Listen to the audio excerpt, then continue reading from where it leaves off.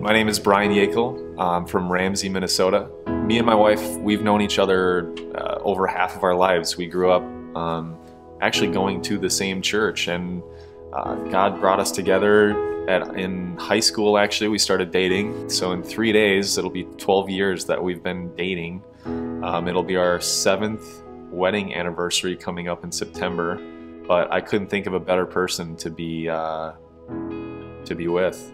When I was younger, I was definitely the kid that wanted to be the center of attention. And growing up, in high school and stuff like that, you become, you start hanging out with the wrong crowds when you get that much attention around you, and you do some stupid things. And some of them I can laugh at, some of them I can't. One of those things specifically was pornography. I found myself deeper and deeper, and before I knew it, I was addicted. I was having a conversation with my girlfriend, now wife at the time, and as I wrestled with my addiction, I just watched not only our relationship, but just the level of communication that we had, and I found myself becoming more isolated and colder towards her, and almost to the point where I didn't care what she thought. In fact, at one point, we were sitting in my car and she was crying over some of the decisions that I chose to make, and I basically was, with a straight face, able to look her in the eye and say, "Get out of my car."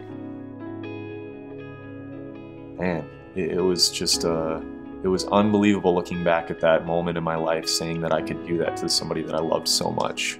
Shortly after that, she basically told me, "What do you want? It's either me or all this other junk in your life." And that's when I started crying. I had a serious conversation with my mom and went to church with my parents, and I just really felt almost a pull towards God, just saying, "Is this what you want? Do you want this to define who you are and what you do in life?" And I just said no, and I went home the next day and I fell to my knees in my room alone, and I wept and said, "God, I can't do this anymore. This isn't who I am. This isn't what I want my kids to grow up with."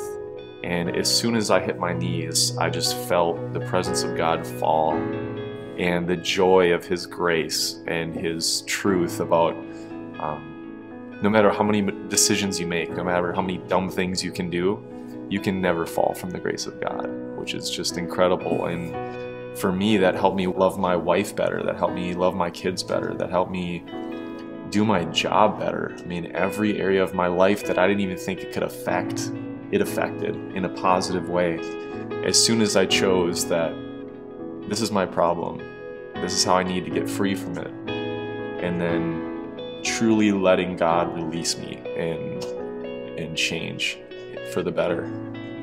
For me now, I have the opportunity to say that I'm no longer addicted, and I use my story to tell to other people, and I watch just their honesty and openness come out, and the shift in their lives that have changed, and the stories that I can share with people is one of the best experiences and feelings that I've had to date. I can't take the smile off my face when I think about where I was to where I'm at now and what the future holds.